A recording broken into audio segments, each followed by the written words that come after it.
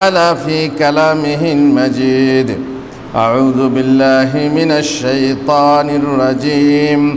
فمن كان يرجو لقاء ربه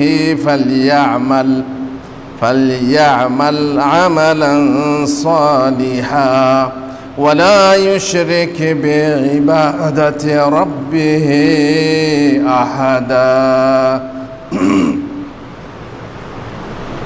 যাবতীয় প্রশংসা আল্লাহর জন্য। দরুদ ও সালাম বর্ষিত হোক মুহাম্মদুর রাসূলুল্লাহ সাল্লাল্লাহু আলাইহি ওয়াসাল্লামের উপর।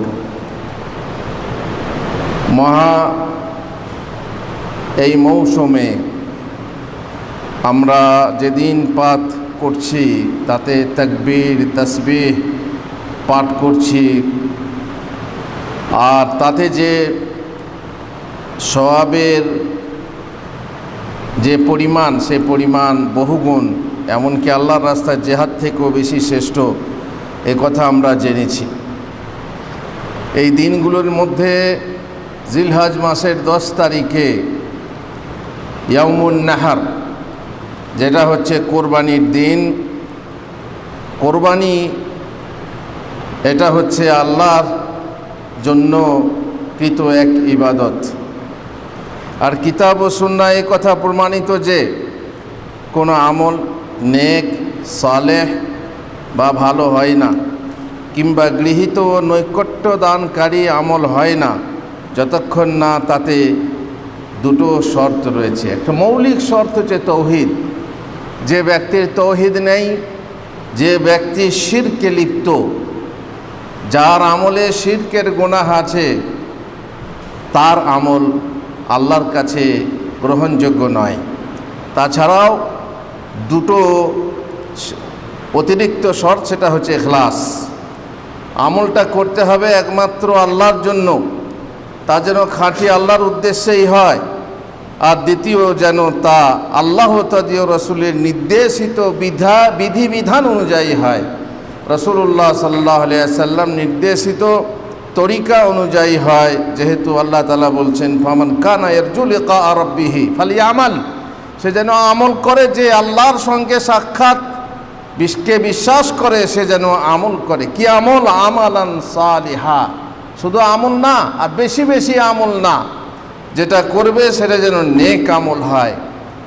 আর শর্ত হচ্ছে ওয়ালা ইউশরিক বিইবাদাতি রাব্বিহি আহাদা, তার রবের ইবাদতে কাউকে যেন শরিক না করে। কোরবানি এক ইবাদত। কুল ইন্না সালাতি ওয়া নুসুকি ওয়া মাহইয়ায়া ওয়া মামাতি লিল্লাহি রাব্বিল আলামিন, বলো যে আমার নামাজ, আমার কোরবানি সবই আল্লাহর জন্য। সুতরাং আমার জীবন এবং আমার মরণ আল্লাহর জন্য। কেবল বেশি বেশি গোশত খাওয়ার উদ্দেশ্যে কোরবানি দেয়, অথবা লোক সমাজে নাম করাবার উদ্দেশ্যে মোটা তাজা অতিরিক্ত মূল্যের পশু ক্রয় করে বা জবেহের পর তার গোশত বের করে এবং তা নানা মিডিয়ায় প্রদর্শন ও প্রচার করে, এই দেখুন আমার কোরবানি, এর এত দাম দিয়ে তাতে গর্ব করে। তাদের কোরবানি আসলে আল্লাহর ইবাদত কি না আমাদের সন্দেহ হয়। আল্লাহ ভালো জানেন তারা লোক প্রদর্শন করছে কি না, তারা রিয়া করছে কি না, আল্লাহ ভালো জানেন। এবারে সংক্ষেপে বলে রাখি, আল্লাহ তাআলার কাছে কোরবানি পেশ করতে হলে তার কিছু শর্ত আছে। সেই শর্তাবলীর মধ্যে এক হচ্ছে কোরবানির পশু যেন সেই শ্রেণী বা বয়সের হয় যে শ্রেণী ও বয়স শরীয়ত কর্তৃক নির্ধারিত রয়েছে। আর নির্ধারিত শ্রেণীর পশু হচ্ছে 4টি: উট, গরু, ভেড়া ও ছাগল। যেগুলোতে মতভেদ আছে, যেমন মহিষ কোরবানি কি হবে, কি জায়েজ হবে, কি যাবে না, সেসব আমরা যাচ্ছি না। গরু হতে হবে, আর না হয় উট হতে হবে, না হয় ভেড়া বা ছাগল হতে হবে। সবচেয়ে উৎকৃষ্ট কোরবানি হলো উট।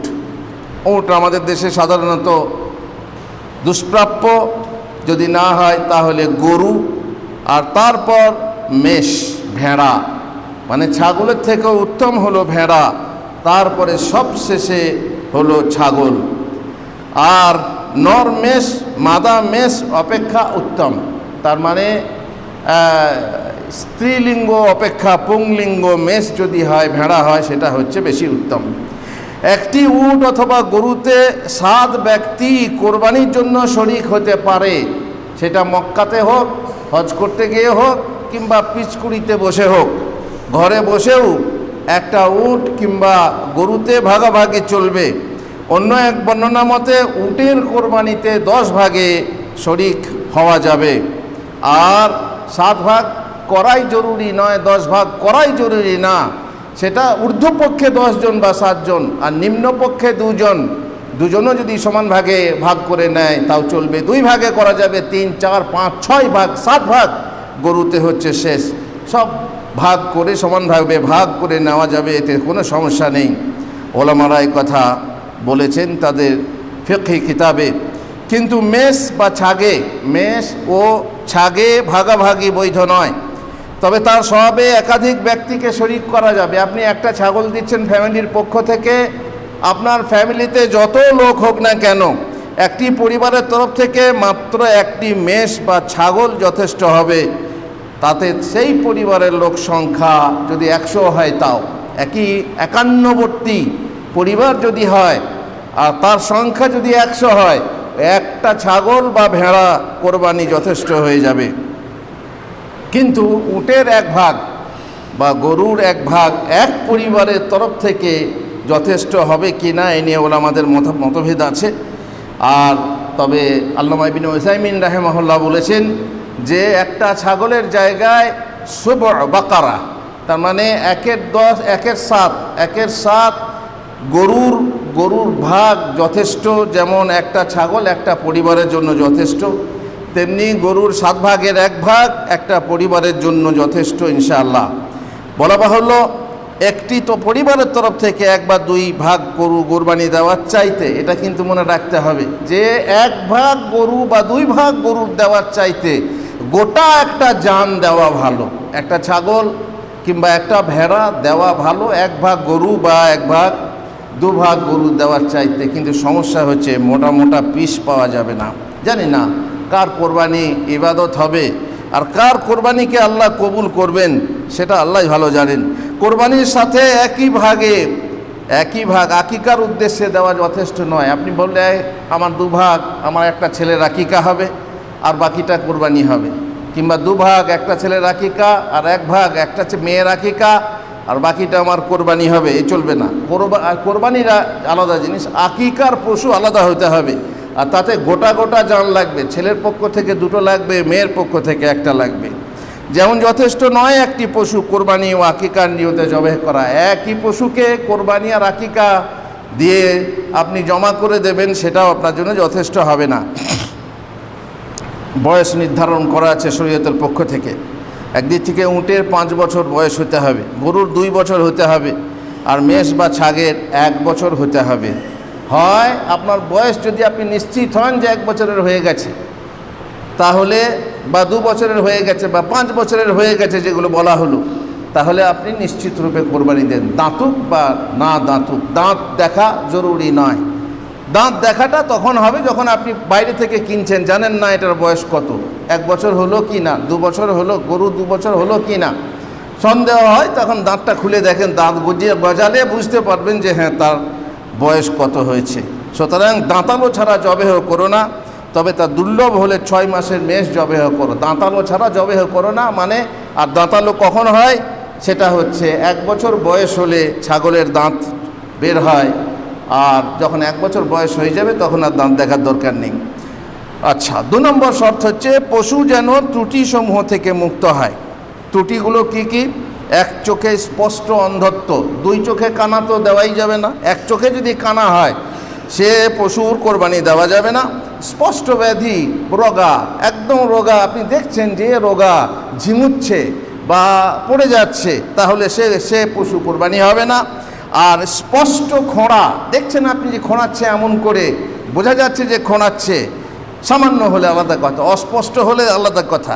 তাহলে স্পষ্ট খোঁড়া যদি হয় তাহলে তার কোরবানি বৈধ হবে না। আর অন্তিম বার্ধক্য, একেবারে শেষ বার্ধক্যে পৌঁছে গেছে, হাড়ে চামড়া লেগে গেছে আর সে দুর্বল হয়ে গেছে, ঠেলে দিলেই পড়ে যাবে, এমন গরু বা এমন ছাগল কোরবানির জন্য যথেষ্ট নয়। পক্ষান্তরে আরও কতকগুলি ত্রুটি রয়েছে, যেমন সেই ত্রুটিগুলো না থাকাই ভালো। সেক্ষেত্রে যদি আপনি অন্য কোরবানি না পান, তাহলে এমন ত্রুটিযুক্ত কোরবানি আপনার জন্য বৈধ হয়ে যাবে। তার মানে উত্তম না। উত্তম হচ্ছে ত্রুটিহীন, কোনো খুঁত থাকবে না। এখন যদি এই খুঁতগুলো থাকে, তাহলে আপনার জন্য কোরবানি মাকরুহ হবে, কিন্তু উপায় না থাকলে কোরবানি হয়ে যাবে, সমস্যা নেই। যেমন কান কাটা, শিং ভাঙা, কিন্তু যে পশু জন্ম থেকে শিং বা কান নেই, তার দ্বারা কোরবানি মাকরুহ নয়। সম্পূর্ণ পূর্ণাঙ্গ পশুই আফজাল। যদি আপনি পান, তো পূর্ণাঙ্গ পশুই হচ্ছে উত্তম। লেজ কাটা পূর্ণ অথবা কিছু অংশ লেজ কাটা গেছে, তার কোরবানি মাকরুহ। কান চিরা, দৈর্ঘ্যে চিরা, পশ্চাৎ থেকে চিরা, সম্মুখ থেকে প্রস্থে চিরা, কান ফাটা বা ফুটো করা, যেমন আজকাল কান ফুটো করে নম্বর লাগানো হয়, সমস্যা নেই, কোরবানি হয়ে যাবে। লিঙ্গ কাটা, অবশ্য মুস্ক কাটা মাকরুহ না। লিঙ্গ কাটা আলাদা জিনিস, আর তার অন্ডকোষ কাটা আলাদা জিনিস। যেমন আমরা খাসি করি, যখন খাসি করি, সেই খাসি করাতে দেহ হুষ্টপুষ্ট হয়, তো সেটা কিন্তু কোনো খুঁত নয়। আর দাঁত ভাঙা বা চামড়ার কোনো অংশে অগভীর কাটা বা চেরা, দাঁত যদি ভেঙে গেছে, দু একটা দাঁত নেই, সেই পশুর কোরবানি হয়ে যাবে। উত্তম হচ্ছে যার সব দাঁত আছে তার কোরবানি করা। আর গায়ে কোথাও দাগ লেগেছে, গাড়িতে কাটা গেছে, তো সেক্ষেত্রে কাটা ছেঁড়াতে সমস্যা হবে না, তার কোরবানি হয়ে যাবে। আর এই জন্য যে যালিকা ওয়া মান ইউআযযিম শাআইরিল্লাহ শাআইরাল্লাহ ফাইন্নাহা মিন তাকওয়াল কুলুব, এটা এই জন্য যে আল্লাহর বিধান, কেউ আল্লাহর নিদর্শনাবলী সম্মান করলে এতে তার হৃদয়ে তাকওয়ার সঞ্জাত। এটা হচ্ছে তাকওয়া থেকে আসে, যে আল্লাহর জন্য যেটা আমি কোরবানি করব, সেটা আমি ভালো দেখে করব। এ তো সাধারণ দিনই প্রতীকসমূহের কথা। নির্দিষ্টভাবে কোরবানির পশু যে এক দিনই প্রতীক, তার প্রতি যত্ন নেওয়া, আল্লাহ সম্মান ও তাজিম করার শামিল, সে কথা অন্য এক আয়াতে আমাদেরকে আল্লাহ তাআলা নির্দেশ করেছেন। তিনি বলেছেন, ওয়াল বুদনা জাআলনাহা লাকুম মিন শাআইরিল্লাহ, কোরবানির উটকে তোমাদের জন্য আল্লাহর নিদর্শনাবলীর প্রতীকসমূহের অন্যতম প্রতীক আমি করেছি। এখানে কোরবানি পশুর তাজিম হবে তা উত্তম নির্বাচনের মাধ্যমে। ইবনে আব্বাস রাদিয়াল্লাহু তাআলা আনহু প্রথম আয়াতের ব্যাখ্যায় বলেছেন, কোরবানি পশুর সম্মান করার অর্থ হলো পুষ্ট মাংসলো সুন্দর ও বড় পশু নির্বাচন করো তোমার ইবাদতের জন্য, আল্লাহকে সন্তুষ্ট করার জন্য। তুমি নিজে বড় বড় পিস খাবে তার জন্য নয়। অবশ্য মুসলিমকে এই স্থানে খেয়াল রাখা উচিত যে মোটা তাজা পশু কোরবানির উদ্দেশ্য কেবল উত্তম মাংস খাওয়া এবং আপোষে প্রতিযোগিতা, প্রতিদ্বন্দ্বিতা ও গর্ব করা, তা যেন না হয়। তাতে যেন আল্লাহর সন্তুষ্টি, আর তা হতে গরিবদেরকে খাওয়াবো, গরিবরা খেতে পাবে, যারা ভালো মাংস কিনে খেতে পারে না। এমনিতে মাংস কিনে খাওয়া বড় দুরূহ হয়ে গেছে, গোস্তের দাম বেড়ে যাচ্ছে, গরিবরা খেতেই পায় না। আবার খেতে যদি পায়, তো ওই দামি গোস্ত খেতে পায় না। তুমি চাইলে একটা ভালো নিয়ত, যে এই সময়ে এই অবসরে গরিবদের কাছে ভালো মাংস চলে যাক, তাহলে ঠিক আছে। আতা ইবনে ইয়াসার বলেন, সালতু আবা আইয়ুব আল আনসারী সাহাবী, কাইফা কানাত আয-যাহায়া ফীকুম আলা আহদি রাসূলিল্লাহ সাল্লাল্লাহু আলাইহি ওয়াসাল্লাম, রাসূলুল্লাহ সাল্লাল্লাহু আলাইহি ওয়াসাল্লামের যুগে আপনাদের কোরবানি কেমন ছিল? কানার রাজুলু, তিনি বললেন, কালা কানার রাজুলু ফি আহদিন নবী সাল্লাল্লাহু আলাইহি ওয়াসাল্লাম ইযাহি বিশাতি আনহু ওয়া আন আহলি বাইতিহি। আমাদের প্রত্যেককে তার নবী সাহাবীর যুগে প্রত্যেককেই তার বাড়ির তরফ থেকে একটা করে ছাগল, তার তরফ থেকে এবং তার বাড়ির পক্ষ থেকে একটা করে ছাগল বা ভেড়া জবাই করতো। ওয়া ইউতঈমুন, আর তার থেকে ইয়াকুলুন ওয়া ইউতঈমুন, নিজেরা খেত এবং অপরকে খাওয়াতো, যে জন্য বলা হয় 3 ভাগ। আর সুম্মা তাবাহাদ নাস ফাসারা কামা তারা, তারপর আস্তে আস্তে লোকেরা আপোষে গর্ববোধ করে কোরবানি দিতে লাগলো। আর এখন দেখছো কি অবস্থা। তাহলে তখনই শুরু হয়ে গেছিল তাবিনদের যুগে, যে তখনই বড় বড় কোরবানি দিয়ে লোকেরা গর্ব করত। আর এখন যে কি অবস্থা হয়েছে সেটা আপনারা নিশ্চয়ই জানেন। উদ্দেশ্য আল্লাহর নিদর্শন, ধর্মীয় এক প্রতীকের তাজিম এবং তার মাধ্যমে আল্লাহর সামীপ্য লাভ করা। আর এ পশু ত্রুটির সময় ত্রুটিমুক্ত দেখা, তার বয়সের খেয়াল রাখা উচিত, যেহেতু পশু যত নিখুঁত হবে তত আল্লাহর অধিক প্রিয় হবে, স্বভাবেও খুব বড় হবে এবং কোরবানিদাতার আন্তরিক পরিচায়ক হবে। কারণ আল্লাহ তার বা কোরবানির মাংস এবং রক্ত, লা ইয়ানালুল্লাহা লুহুমুহা ওয়ালা দিমাউহা ওয়ালাকিন ইয়ানালুহা আত-তাকওয়া মিনকুম, আল্লাহর কাছে তোমাদের তাকওয়া পৌঁছে থাকে, তাকওয়াই হচ্ছে আসল। ওয়া ইন্নামা ইয়াতাকাব্বালুল্লাহু মিনাল মুত্তাকিন, মুত্তাকিনদের কাছ থেকেই আল্লাহ গ্রহণ করে থাকেন। যারা মুত্তাকি নয় তাদের কোরবানি কবুল নয়, আর যারা বেনামাজি নয় তাদের কথা তো বুঝতেই পাচ্ছেন। আর যারা নামাজি নয়, বেনামাজি, তাদের কথা তো বুঝতেই পাচ্ছেন যে তাদের কোরবানি কেমন হবে। কোরবানি সিদ্ধ হওয়ার তৃতীয় একটা শর্ত আছে, যে কোরবানি আপনার মালিকানা হতে হবে। মানে আপনার মালিকানা হতে হবে যে কোনোভাবে। পয়সা নিজে পেলেছেন, ভালো কথা। নিজে ক্রয় করেছেন হালাল টাকা দিয়ে, ভালো কথা। কেউ আপনাকে দান করেছে, সেটাও আপনার মালিকানা। গিফট দিয়েছে, আপনার শ্বশুর বাড়ি থেকে এসেছে, কিংবা আর কেউ দিয়েছে, বন্ধু দিয়েছে, সেটাও আপনি কোরবানি করতে পারবেন, আপনার কোরবানি হয়ে যাবে। কিন্তু যেটা হারাম টাকায় কেনা হয়েছে অথবা হারাম উপায়ে নেওয়া হয়েছে, জোর করে ছিনিয়ে নেওয়া হয়েছে, চুরি করে নেওয়া হয়েছে, কারো আত্মসাৎ করে নেওয়া হয়েছে, বা আত্মসাৎ করা টাকাতে কেনা হয়েছে, অবৈধ ক্রয় বিক্রয়ে কৃত পশুর কোরবানি, এসব কোরবানি আল্লাহর কাছে কবুল হবে না। অথবা অবৈধ মূল্য, যেমন সুদ থেকে, সুদের টাকা দিয়ে কোরবানি কিনেছেন, ঘুষের টাকা দিয়ে কোরবানি কিনেছেন, ঠকবাজি করে কোরবানি কিনেছেন, এই সব পশুর কোরবানিও আল্লাহর কাছে কবুল হবে না। যেহেতু আল্লাহ তাআলা, আল্লাহ রাসূল সাল্লাল্লাহু আলাইহি ওয়াসাল্লাম বলেছেন, ইন্নাল্লাহা তাইয়্যিবুন লা ইয়াকবালু ইল্লা তাইয়্যিবা, আল্লাহ হচ্ছেন পবিত্র, আর পবিত্র ছাড়া কিছু গ্রহণ করেন না। 4 নম্বর শর্ত হচ্ছে কোরবানি দাতাকে মুসলিম হতে হবে। একটু আগে বলে ফেললাম মুখ ফসকে, যে বেনামাজির কবুল হবে, কোরবানি কবুল হবে কি না আল্লাহ ভালো জানেন। যেহেতু বেনামাজি কাফের না, এ নিয়ে হয়তো আপনারা বলবেন কাফের বা কাফের না, মতভেদ আছে। তো আসলে কি, সৌদি আরবের ফতোয়া মতে যে বেনামাজি এক ওয়াক্তের নামাজ যে ছেড়ে দেয় সেও কাফের। এমনকি ফজরের নামাজ ঠিকমতো পড়ে না, অ্যালার্ম লাগায় না, সূর্য ওঠার পরে ডিউটির আগে, কাজের আগে নামাজ পড়বি, নামাজি মাশাআল্লাহ, কিন্তু ফাওয়াইলুল লিল মুসাল্লিন, এমন নামাজি যার জন্য ওয়াইল দোজক, তাহলে তারও কোরবানি কবুল হবে না, যেহেতু তার মধ্যে ঈমান নেই, তার মধ্যে দ্বীন নেই, তাকওয়া নেই। আর আল্লাহ বলছেন, ইন্নামা ইয়াতাকাব্বালুল্লাহু মিনাল মুত্তাকিন। মৃত ব্যক্তির পক্ষ থেকে কোরবানি, আলাদা কোরবানি নেই। আপনি মৃত ব্যক্তিকে আপনার কোরবানির সওয়াবে শরীক করে নেন, যে আল্লাহ এই কোরবানি আমার পক্ষ থেকে, আমার পরিবারের জীবিত মৃত সকলের পক্ষ থেকে, দাদা দাদি নানা নানি যারা মারা গেছে তাদের পক্ষ থেকে আলাদা করে কোরবানি এর বিধান নেই। যদি দেন সদকা স্বরূপ দিতে পারেন আপনি, কিন্তু তার গোশতটা আপনি খেতে পাবেন না, সমস্ত গোশত বিলি করে দিতে হবে। অনেকে রসুলের নামে কোরবানি দেয়, নিজের নামে হয় না, রসুলের নামে। রসুলের কোরবানির কি দরকার আছে? নিজের নামে কোরবানি করুন, নিজের স্বভাবের দরকার আছে। আর আল্লাহ তাআলা আমাদেরকে তৌফিক দেন। বারাকাল্লাহু লি ওয়া লাকুম ফিল কোরআনিল আযীম ওয়া নাফা'নি ওয়া ইয়্যাকুম বিল আয়াতি ওয়াজ যিকরিল হাকীম। ইন্নাহু তাআলা জাওয়াদুন কারীমুম মালিকুম বাররুর রাউফুর রহিম।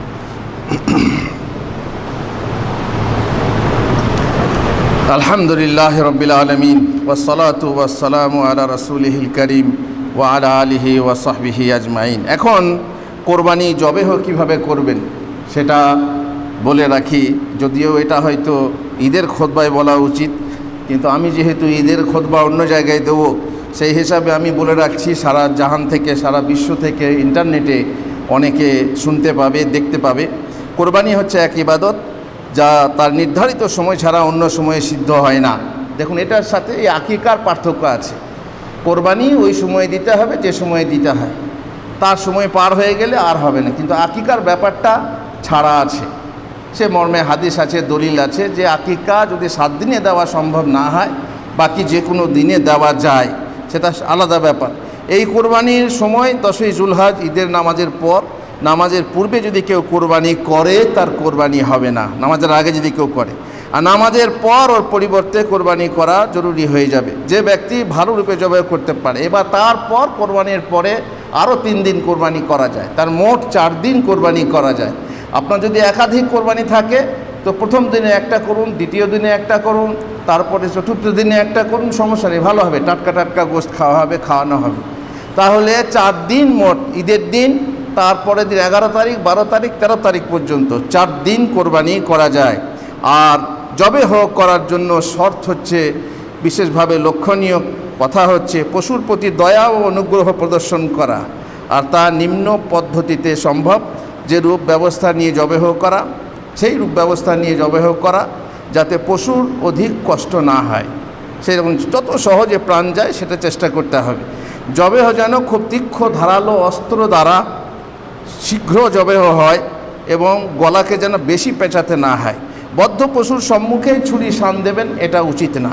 বলবেন বুঝতে পারে কি না জানি না, অনেক সময় দেখবেন চকচকে যাচ্ছে, তো তার সামনে ছুরি শান দেবেন না। আর একটা পশুর সামনে পশু জবাই করবেন না যদি সম্ভব হয়। একে অপরের সামনে জবাই করলে ছেঁচড়ে টানে হেঁচড়ে যথাসম্ভব চেষ্টা করবেন যাতে তার প্রতি এহসান করা হয়, তার প্রতি দয়া প্রদর্শন করা হয়। বলে পাঁঠার বলিকে আবার দয়া কী করব, বলির পাঁঠাকে আবার দয়া কী? হ্যাঁ, দয়া করতে হবে। জবাই করার সময়ও দয়া আছে, যাতে তাড়াতাড়ি জানটা চলে যায়, এটাও হচ্ছে দয়া। দয়া আল্লাহ তাআলা সব বিষয়েই লিখে দিয়েছেন। যদি কোনো পশুকে শোয়ানো না যায় তো দাঁড়ানো থাকা অবস্থায় আপনার নহর করা যাবে, যেমন কোরবানির ক্ষেত্রে। যদি উট ছাড়া অন্য পশু হয় বাম কাতে শয়ন অবস্থায় জবাই করতে হবে, যেহেতু তা সহজ, এবং ডান হাতে ছুরি দিয়ে বাম হাত দ্বারা মাথায় চাপ দিয়ে ধরতে সুবিধা হবে। তবে যদি জবাইকারীর নেটা বা বেঙ্গো হয় তাহলে কি হবে? তাহলে সে পশুকে ডান কাতে শুইয়ে জবাই করতে পারে। জবাই করার সময় পশুকে কেবলামুখী করুন, কেবলামুখে শয়ন করুন। অন্য মুখে শুইয়ে যদি হয় তাহলে জবাই হয়ে যাবে, হারাম হয়ে যাবে, খাওয়া যাবে না তা নয়। বরং এমন অবস্থা যে পশুকে ঘুরিয়ে টেনে সে ছটফট করছে, বাঁধা যাচ্ছে, তাকে শক্তি দিয়ে পারা যাচ্ছে না, আর পশ্চিম দিকে ঘোরানো সম্ভব হচ্ছে না, খাল আছে কি কিছু আছে, গর্ত আছে, তো সেটাকে ঘোরানো যাচ্ছে না, জবাই করে দেন। বেশি সময় তাকে কষ্ট না দিয়ে যে মুখে পড়েছে ওই মুখেই জবাই করে দেন।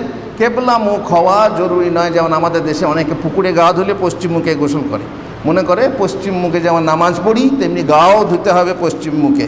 তো যাই হোক, কোরবানি বা পশু জবাই করার ক্ষেত্রে পশ্চিম মুখে করার কথা আছে, কিন্তু যদি অসুবিধা হয়, পশু কষ্ট পায়, টানা হেঁচড়া করতে হয়, বেশি কষ্ট দিতে না দিয়ে যে মুখে পড়েছে সেই মুখে আপনি জবাই করে দেন। জবাই কালে আল্লাহর নাম নিতে হবে।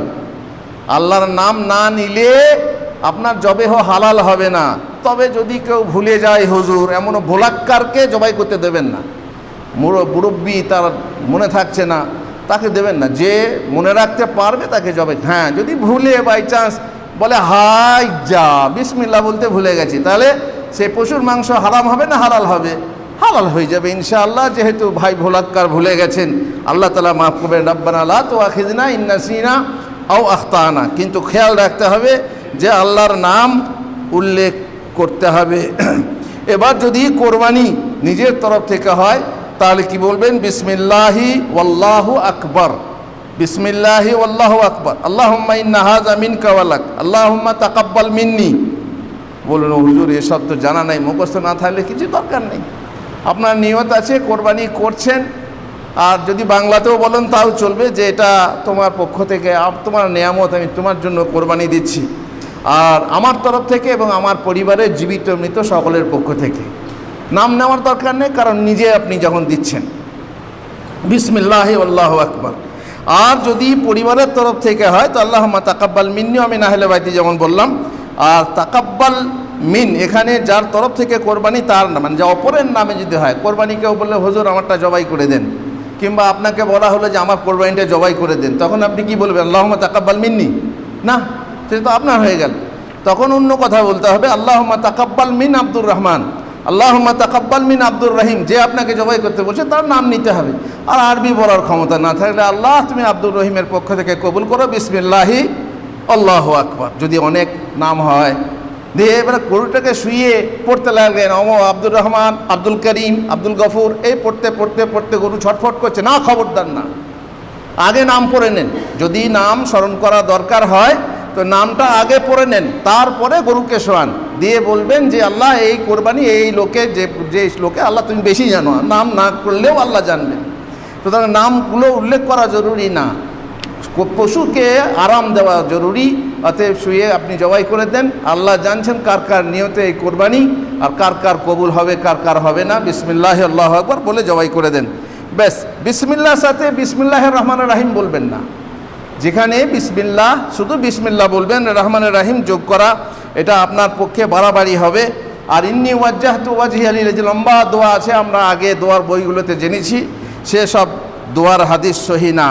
জবেহের পূর্বে, ঠিক অব্যবহিত পূর্বে বিসমিল্লাহ পাঠ করা জরুরি। মনে করেন বিসমিল্লাহ আল্লাহু আকবার বলে জবাই করতে গেলেন, গরু উঠে পড়লো, দিয়ে হলো না, এই করে ধরে করতে করতে করতে করতে 2 মিনিট 3 মিনিট গেল, নি জবাই করলেন, আর বিসমিল্লাহ বললেন না, এটা হবে না, কারণ তখন বিসমিল্লাহর অ্যাকশন শেষ। এই জন্য আবার যখন পড়বে গরুটা, ভালো করে মজবুত করে ধরবেন, তখন আবার বিসমিল্লাহ আল্লাহু আকবার, আল্লাহু আকবার বলতে হবে। ঠিক আছে, বিসমিল্লাহ শুধু সেই পশুর জন্যই পরিগণিত হবে যাকে জবাই করার সংকল্প করা হয়েছে। অর্থাৎ এক পশুর জন্য বিসমিল্লাহ পড়ে অন্য পশু জবাই করা হবে না। মনে করুন, কথার জন্য বলি, যে একটা গরু শোয়াইলেন বা ছাগল শোয়ালেন, বিসমিল্লাহ আল্লাহু আকবার বলে জবাই করতে গেলেন, উঠে পালিয়ে গেল, এটা হলো না, ওইটাতে দিয়ে জবাই করে দিলেন। পশু একজনের জন্য জবাই, আপনি বিসমিল্লাহ বললেন আর একটা পশু জবাই করবেন, হবে না। যেটা জবাই করছেন তার জন্যে কি করতে হবে? বিসমিল্লাহ আল্লাহু আকবার বলতে হবে।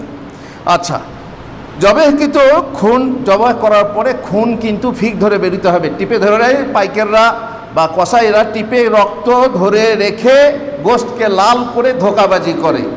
এটা হয়তো ধোঁকাবাজি অনেকে জানে না। তারা গোশত লাল করে খদ্দেরকে ঠকাতে চায়, দেখাতে চায় আমার গোশত হচ্ছে দেখো লাল এবং খুব সুন্দর গোশত।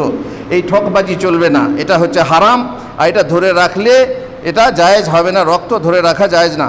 রক্ত প্রবাহিত শুদ্ধ, এটা কিন্তু নাপাক রক্ত, এই ফিক ধরে যেটা বেরোয়, কাপড়ে লাগলে কাপড় ধুতে হবে, যে জায়গায় থাকবে সেই জায়গায় নাপাক হয়ে যাবে। আর সেই রক্ত খাওয়া হারাম। অনেকে মগজের মতো ভাজি করে খায়, খ্রিস্টানরা বিশেষ করে এই রক্ত খায়, মুসলমানরা এই রক্ত খেতে পারে না। আচ্ছা, জবাই করার সময়ে 4টি অঙ্গ কাটা জরুরি: শ্বাসনালী, খাদ্যনালী, পার্শ্বস্থ 2 মোটা শিরা। আর শ্বাসনালী খাদ্যনালী তো সহজ, কিন্তু পাশে যে 2টো রগ ফুলে থাকে মোটা, সে 2টো কাটতে হবে। আচ্ছা, প্রাণ ত্যাগ করার পূর্বে পশুর অন্য কোনো অঙ্গ কেটে নেওয়া, ওই পা কেটে কাটা বা চামড়া ছিলতে লাগা করবেন না। যখন লাফাচ্ছে ততক্ষণ আপনারা অপেক্ষা করুন। আর নাস্তা খাওয়ার জন্য তাড়াতাড়ি করবেন না। পশুটা কমসে কম মরতে দেন পশুটাকে। যেমন ঘাড় মটকানো যাবে না, পায়ের শিরা কাটা যাবে না, চামড়া ছাড়ানো যাবে না ইত্যাদি। আর দেহ আড়ষ্ট হয়ে এলে চামড়া ছাড়াতে শুরু করার পর যদি পুনরায় লাফিয়ে ওঠে, তাহলে আর কিছুক্ষণ আবার আপনি থেমে যাবেন, দেখবেন যে লাফাচ্ছে, থেমে যাবেন। পশু পালিয়ে যাওয়ার ভয় থাকলেও ঘাড় মটকানো যাবে না। যেমন আগে হাঁস মুরগি ইত্যাদি জবাই করার সময় ঝুড়ি চাপা দেবেন, তবু ঘাড় মটকাবেন না। ঝুড়ি চাপা দিয়ে কিছুক্ষণ ধরে রাখলে পালাবে না। হাঁস পানিতে নেমে পড়ে কষ্ট হয়, তো ছেড়ে দেবেন না। জবাই করার পর তাকে ছেড়ে দিয়ে ঝুড়ি চাপা দিয়ে রাখবেন, তবুও ঘাড় মটকাবেন না। আর জবাই করে ছেড়ে দেওয়ার পর অসম্পূর্ণ হওয়ার ফলে কোনো পশু উঠে পালিয়ে গেলে তাকে পুনরায় জবাই করতে হবে। তো নতুবা কিছু পরেই যে এমনিতেই মৃত্যুর দিকে ঢলে পড়লে তা যদি হালাল হয়, জবাইয়ের পরে যদি হালাল হয় তাহলে সমস্যা নেই। জবাইয়ের পরে যদি মারা যায় তাহলে সেটা হালাল হয়ে যাবে। আর যদি দেরি হয়ে যায় তাহলে আবার তাকে ধরে জবাই করতে হবে। প্রকাশ থাকে যে জবাই করার জন্য পবিত্রতা জবাইকারীকে পুরুষ হওয়া শর্ত নয়, বরং মেয়ে ছেলে তার নিজের কোরবানি নিজের হাতে মেয়ে ছেলে জবাই করতে পারবে, যদিও সে পিরিয়ড অবস্থায় থাকে, নিজের কোরবানি নিজে জবাই দিতে পারবে। যেমন মাথায় টুপি রাখা জরুরি নয়, মাথা ঢাকাও বিধিবদ্ধ নয়, উজু থাকাও জরুরি নয়। আর গোসল থেকে কোনো কারণে ফরজ গোসল আছে, তবুও জবাই করা যাবে। কিন্তু যদি শরীরটাই নাপাক হয়, মন নাপাক হয়, হৃদয় নাপাক হয়, তার জবেহ হালাল হবে না। যেমন কাফের, মুশরিক, মাজারি, কবর পূজারি, বেনামাজি যদি কাফের হয়, তার হাতে জবেহ হালাল হবে না। যেমন জবেহ করার আগে কোরবানির পশুকে গোসল দেওয়া, তার খুর ও শিঙে তেল দেওয়া, তোয়াজ করা, তরিবত বলে না, জবেহের আগে তরিবত। আর তার কোনো অঙ্গ কোনো প্রকার তোয়াজ করা, এগুলো হচ্ছে বিদাত, বাড়াবাড়ি। কোরবানির গোসল গা ধোয়ার দরকার নেই। কোরবানির পশুর অনেকে হাজি সাহেবরা হজ করতে গিয়ে পাথর মারছে, সেটাকে ভালো করে ধোয়। আবার কেউ কেউ আতর সেন মাখিয়ে পাথর মারে। এগুলো হচ্ছে নিজের পক্ষ থেকে বাড়াবাড়ি করা। গরুকে গা ধোয়ানোর দরকার নেই কোরবানি পশুকে। কোরবানির পশুর অনেকে গলায় মালা দিচ্ছে। আমাদের ফেসবুকি মুফতিরা বাংলা হাদিস পড়ে বলছে আল্লাহর নবী গলায় মালা দিতেন। আল্লাহর নবী মক্কাতে যে কোরবানি পাঠাতেন তাকে চিহ্নিত করার জন্যে গলায় মালা পরাতেন। আর মালাটা মানে ফুলের মালা নয়, ইনি বাবারা ফুলের মালা লাগাচ্ছেন। বলছে হাদিসে আছে, আউযুবিল্লাহি মিন যালিক, হচ্ছে ওস্তাদ ছাড়া এলেম অর্জনকারী বাংলা মুফতি যারা, তারা ফেসবুকে মুফতিদের এটা হচ্ছে কথা। জবাইকৃত পশুর রক্ত হারাম, অতএব তা কোনো ফাল্লাবের উদ্দেশ্যে গায়ে মাখা যাবে না, বা দেওয়ালে ছাপ দেওয়া যাবে না, বা তা নিয়ে ছোটাছুটি খেলা, হোলি খেলা যাবে না। পায়ে অনেকে লাগায়, বলে পায়ের ফাটা ভালো হবে, জানি না এটা সত্যি কি না। সুতরাং তাকাব্বালাল্লাহু মিন্না ওয়া মিনকুম।